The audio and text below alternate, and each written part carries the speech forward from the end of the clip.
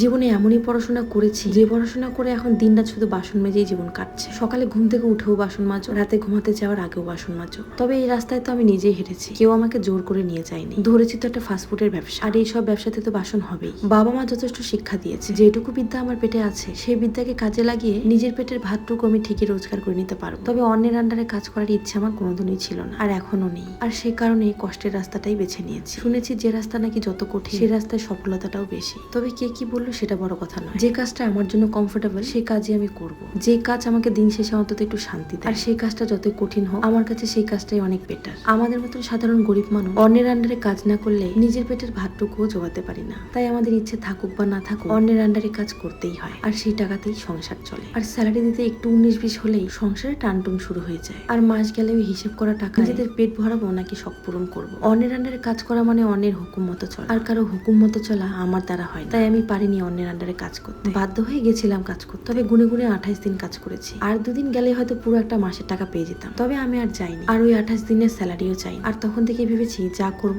নিজে করব, নিজে কিছু করতে পারলে করবো, নয়তো বা বাড়িতেই বসে থাকবো। আমার দ্বারা যেটা হয় না সেটা আমি জোর করে করতেও চাই না। আর আমার এই দোষের কারণেই এখন দিনরাত আমাকে বাসন মাজতে হচ্ছে। তবে বাসন মাজতে হলে মাজবো, তবে দিন শেষে আমি নিজেই নিজের মালিক। কারো হুকুম মতো অন্তত আমাকে চলতে হয়। একটা ভুলের জন্য 10টা কৈফিয়তও কাউকে দিতে হয় না। আর এটাই হলো পার্থক্য। আর আমার মনে হয় অন্যের হুকুম মতো চলা থেকে নিজের দাঁড় করানো ব্যবসার জন্য দিনরাত বাসন মাজাটা অনেক ভালো।